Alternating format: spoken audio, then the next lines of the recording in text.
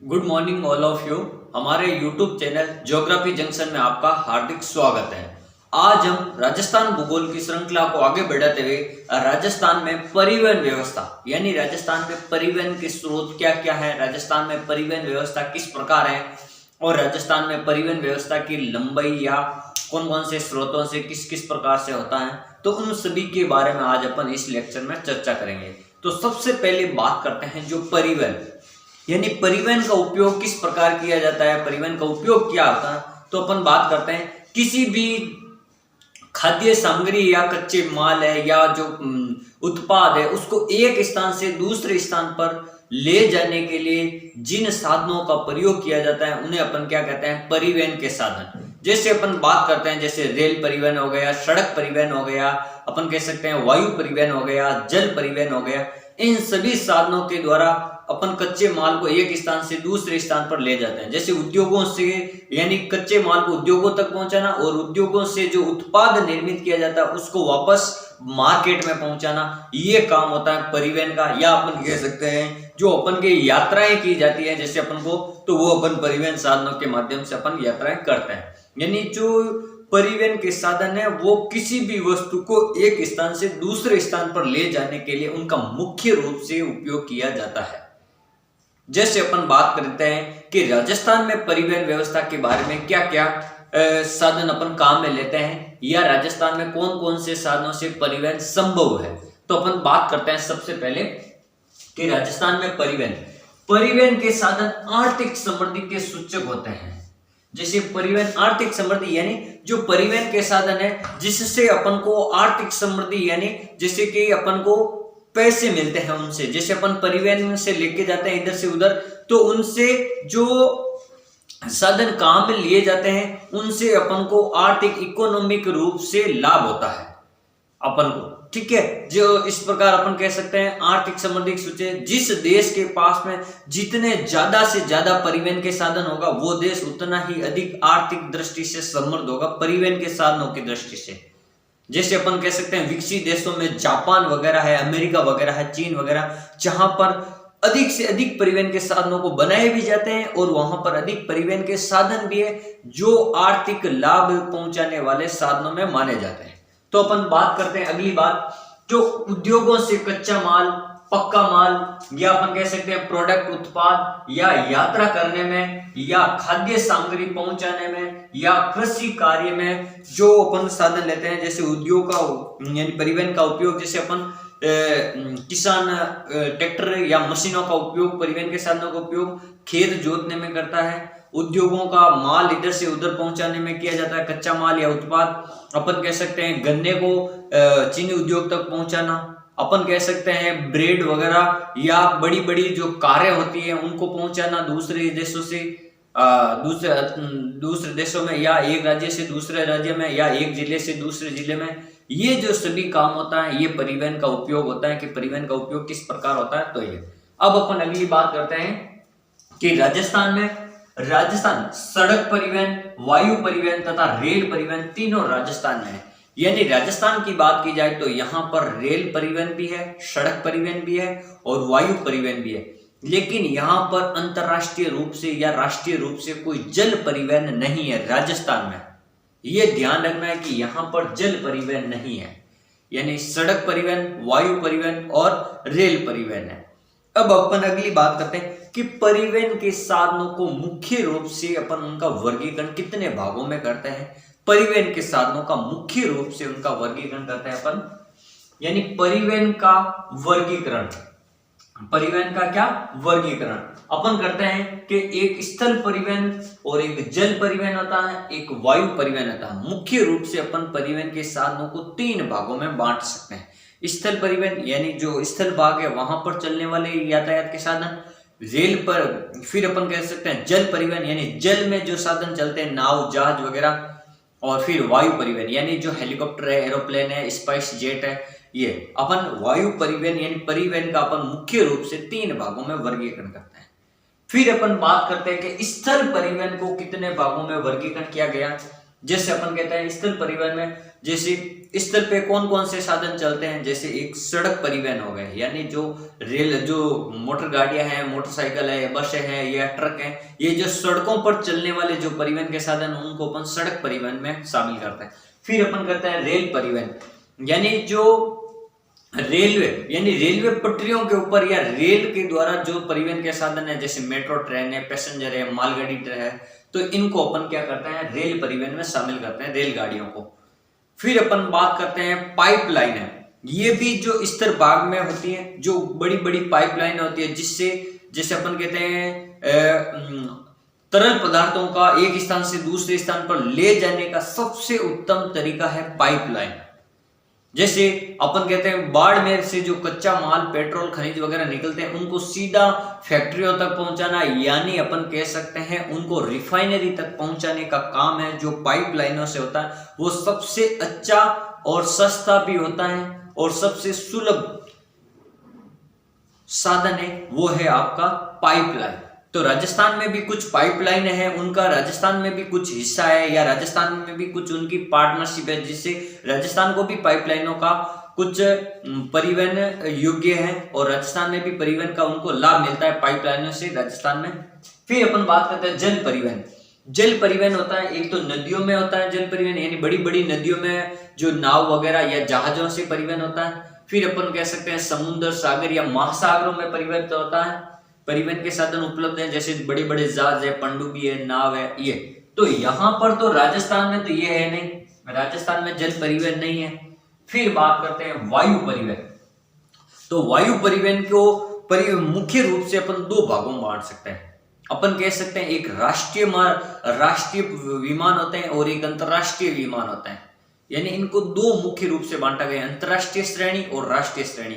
और राष्ट्रीय श्रेणी में अपन कह सकते हैं घरेलू या स्थानीय श्रेणी भी कह सकते हैं, यानी जो राजस्थान में उड़ने वाले घरेलू हो जाएंगे हवाई जहाज, और राजस्थान से अगर दूसरे देशों में भारत है वहां पर जाएंगे राजस्थान से अपन कह सकते हैं भारत के अन्य राज्य, जैसे उत्तर प्रदेश है, कलकत्ता है, मध्य प्रदेश, यहाँ पर जाने वाले को अपन राष्ट्रीय राजमार्ग कहेंगे, राष्ट्रीय वायुयान, अंतरराष्ट्रीय वायुयान कहेंगे।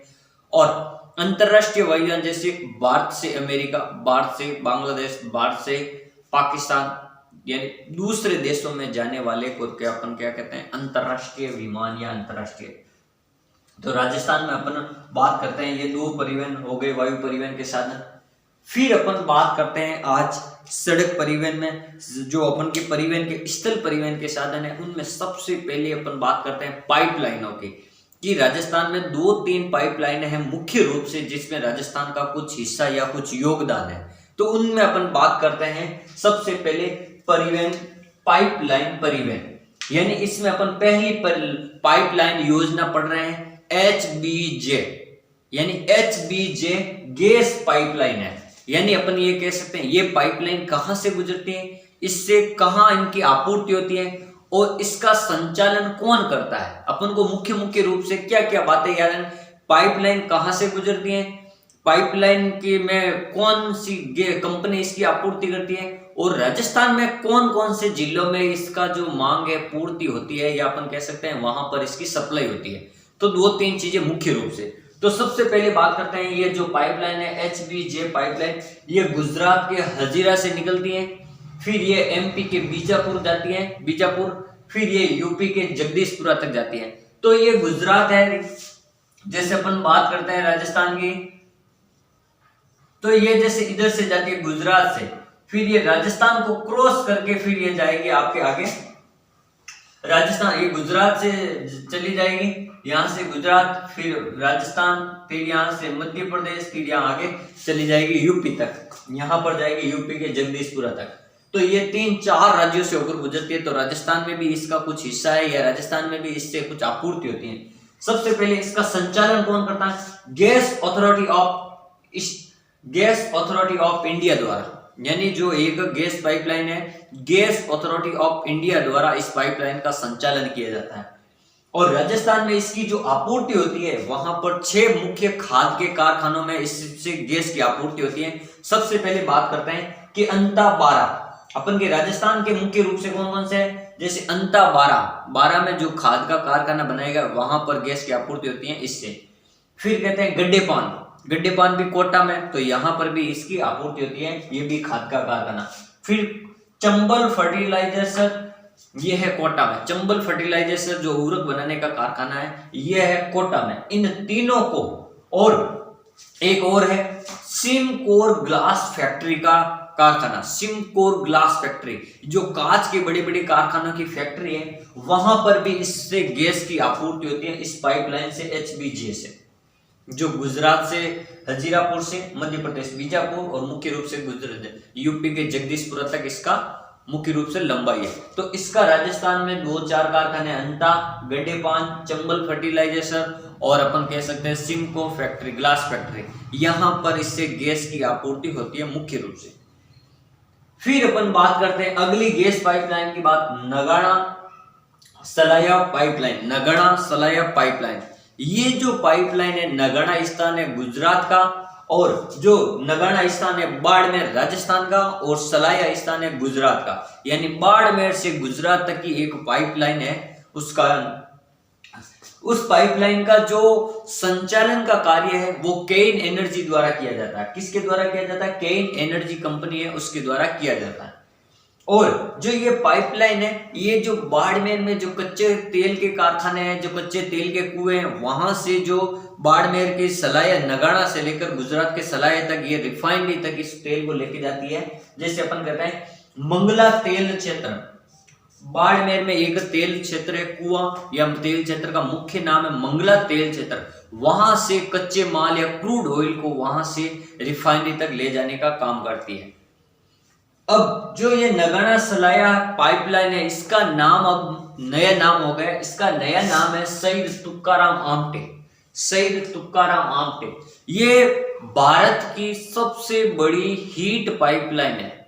हीट पाइपलाइन का मतलब जैसे ऑयल वगैरह, तेल वगैरह इसमें से जाते हैं तो क्या होता है, वो जम जाते हैं। इसलिए ये एक गर्म पाइपलाइन है, जिससे वो तरल पदार्थ जमते नहीं है और सीधे आपूर्ति के लिए एक स्थान से दूसरे स्थान पर चले जाते हैं।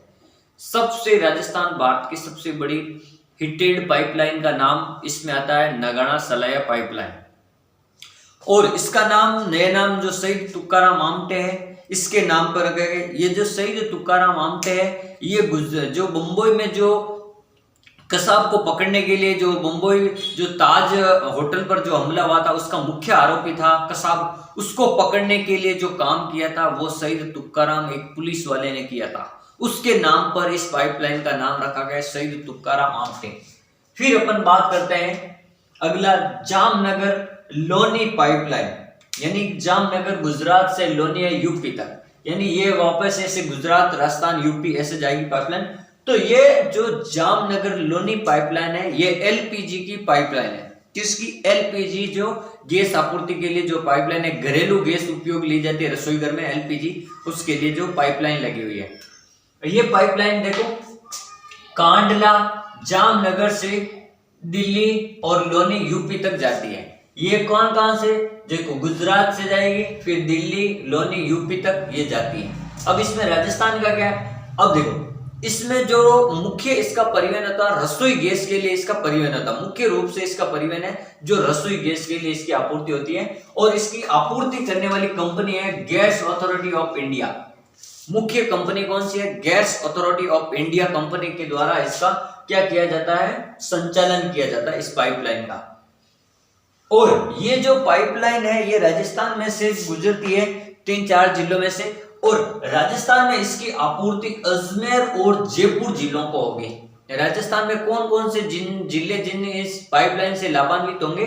तो अभी जो अजमेर और जयपुर जिलों में बूस्टर लगाए जाएंगे, इस कंपनी के बूस्टर लगाए जाएंगे अजमेर और जयपुर में बूस्टर। और उन बूस्टर से अजमेर और जो जयपुर जिले हैं, वहां पे इस गैस आपूर्ति से, इस पाइपलाइन से गैस की आपूर्ति होगी अजमेर और जयपुर जिलों को राजस्थान में। फिर अब पाइपलाइन हो गया 2-3 पाइपलाइन। अब अपन बात करते हैं रेल मार्ग, यानी राजस्थान में रेल मार्ग या रेल परिवहन कहां कहां होता है। तो अपन सबसे पहले रेल मार्ग की भूमिका के बारे में पढ़ते हैं। भारत में कब शुरू हुई और राजस्थान में कब शुरू हुई और उसका क्या महत्व है। रेल परिवहन का क्या महत्व है? जैसे मुख्य रूप से जो माल, राजस्थान में जो परिवहन का साधन है, जो कच्चे माल का स्रोत है वो है मालगाड़ियां, रेल परिवहन। क्योंकि यहाँ पर जल मार्ग तो है नहीं, लेकिन जल मार्ग सबसे सस्ता है, तो जो सड़क परिवहन में जो साधन आता है उनमें रेल मार्ग है जो माल परिवहन, कच्चे माल के सबसे सस्ता साधन है। तो अपन बात करते हैं रेल परिवहन की। तो रेल परिवहन भारत में सबसे पहले लॉर्ड डलहौजी के समय ये शुरू हुई थी 1865 में। 1850 में इसका निर्माण कार्य शुरू हुआ था। 1850 में लॉर्ड डलहौजी के समय 1850 में इसका कार्य शुरू हुआ था। और भारत में ये शुरू कब हुई थी, इसका ये तो निर्माण कार्य है डलहौजी के समय, कि भाई कौन से वाइसराय के समय शुरू हुई थी, तो लॉर्ड डलहौजी के समय निर्माण कार्य शुरू हुआ। और रेल शुरू कब हुई थी, तो 16 अप्रैल 1853 को पहली बार भारत में बंबई से थाने के बीच में लगभग 33 किलोमीटर में रेल चलाई गई थी। यानी जो रेल का सबसे पहला जो शुरुआत की गई थी वो 16 अप्रैल 1853 में बंबई से थाने, यानी बंबई में है दूसरा स्थान थाने, वहां पर लगभग 33 किलोमीटर तक इसका परीक्षण किया गया। यहाँ चलाई गई थी 33 किलोमीटर तक। फिर बात करते हैं इसके रेलवे का जो शुभंकर होता है, कोई प्रतीक चिन्ह होता है, इसको अपन कहते हैं बालू गार्ड। रेलवे के शुभंकर को अपन क्या कहते हैं, बालू गार्ड। और जो रेलवे है ये संघ सूची का विषय है, यानी जो रेलवे है इस पर जो नियम कानून बनाने का काम है केंद्र सरकार का है। और केंद्र सरकार में केंद्र सूची को ही अपन संघ सूची कहते हैं। यहाँ अपन राजस्थान में इस पर रेलवे पर कोई अपन कानून कायदे नहीं बना सकते या दूसरे राज्य नहीं बना सकता। ओनली फॉर केवल फॉर केंद्र सरकार जो रेलवे पर, रेलवे विषय पर कानून बना सकती है, उनके तो योजनाएं बना सकती है रेलवे के थ्रू। इसलिए ये किसका है, संघ सूची का विषय, केंद्र सूची का विषय। संघ सूची या अपन कह सकते हैं इसको केंद्र सूची या केंद्रीय सूची, केंद्र सूची कह सकते हैं।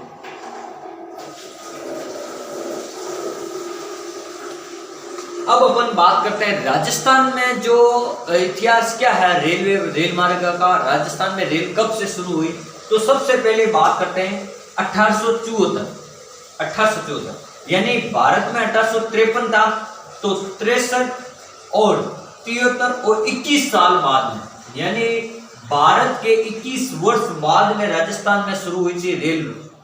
देखो राजस्थान में 1874 में आगरा किले से बांदी कुई, ये आगरा किला और जो बांदी कुई है जो पुराने समय में जयपुर रियासत में आते थे, तो वहां पर इसकी शुरुआत की गई। राजस्थान में रेल परिवहन की शुरुआत की गई थी 1874 में, यानी 21 साल बाद में राजस्थान में शुरू की गई थी। और कहां पे, आगरा किले से बांदी कुई, यानी ये अपन कह सकते हैं जयपुर रियासत, पुराने समय में जयपुर रियासत में आता था। फिर बात करते हैं 11 अगस्त 1879 अजमेर में रेल इंजन का एक कारखाना बना था। राजस्थान का पहला कारखाना है रेल इंजन का 1879 में 11 अगस्त। और अगर बात की जाएगी मेवाड़ क्षेत्र, मारवाड़ क्षेत्र, हड़ौती क्षेत्र, तो मारवाड़ क्षेत्र में रेल परिवहन की शुरुआत 24 जून 1879 में 24 जून 1879 में की गई। ये तो जो जयपुर रियासत है अगर राजस्थान में, ये तो डुंडार क्षेत्र में आ जाएगा। लेकिन जब मारवाड़ अगर रियासत की बात की जाए मारवाड़ क्षेत्र की, तो 24 जून 1879 को पाली से मारवाड़ जंक्शन तक इसकी शुरुआत की गई थी। पाली जिले में मारवाड़ जंक्शन तक, पाली जिले से मारवाड़ जंक्शन तक इसकी शुरुआत की गई थी। और अब अपन पढ़ते हैं कि राजस्थान में रेल परिवहन के कुछ साधनों में जैसे दर्रे भी है जहां से रेल परिवहन गुजरता। तो उब्बर दर्रा, एक उब्बर दर्रा जहां अजमेर और मारवाड़ को जोड़ता है। अपन कह सकते हैं मेवाड़ व मारवाड़ को जोड़ने वाला जो दर्रा है, या अपन कह सकते हैं अजमेर और जोधपुर को जोड़ने वाला दर्रा है, या अपन कह सकते हैं अजमेर और पाली को जोड़ने वाला दर्रा है, वो उब्बर दर्रा है। फिर एक आता है गोरम घाट, ये अपन कह सकते हैं मेवाड़ और मारवाड़ को जोड़ने वाला। ये तो मेरवाड़ा था और ये मारवाड़, ये मेवाड़ है, तो मेवाड़ और मारवाड़ को जोड़ने वाला है आपकी गोरम घाट। गोरम घाट दर्रा है जो मेवाड़ और मारवाड़ को जोड़ता। अगली बात करते हैं कि सिमको वैगन एक फैक्ट्री थी। सिमको वैगन फैक्ट्री रेलवे के जो पहिए होते हैं, जो मालगाड़ी के पहिए बनाने का रेलवे का कारखाना एक राजस्थान में बनाया गया था। उसकी स्थापना की गई थी आपके भरतपुर में। कहां पर की गई थी? सिमको वैगन फैक्ट्री, जो मालगाड़ी के पहिए बनाने का काम करते थे, इस फैक्ट्री की स्थापना भरतपुर में की गई थी 31 जनवरी 1957। 31 जनवरी 1957 को। और ये जो 57 में शुरू हुई और 2000 में इसको पुनः बंद कर दिया गया, और 2000 के बाद में वापस 2008 में इसको क्या कर दिया गया? वापस पुनः इसको शुरू कर दिया गया। इस उद्योग को वापस खोल दिया गया। इस फैक्ट्री को पुनः मालगाड़ी के पहिए निर्माण करने के लिए खोल दिया गया था। इस प्रकार आज हमने पढ़ा राजस्थान में परिवहन व्यवस्था और रेल परिवहन की अपने शुरुआत की थी। अगले पार्ट में अपन पढ़ेंगे रेल परिवहन। राजस्थान में कुछ रेलगाड़ियां भी है चलने वाली, उनके बारे में। थैंक यू, धन्यवाद।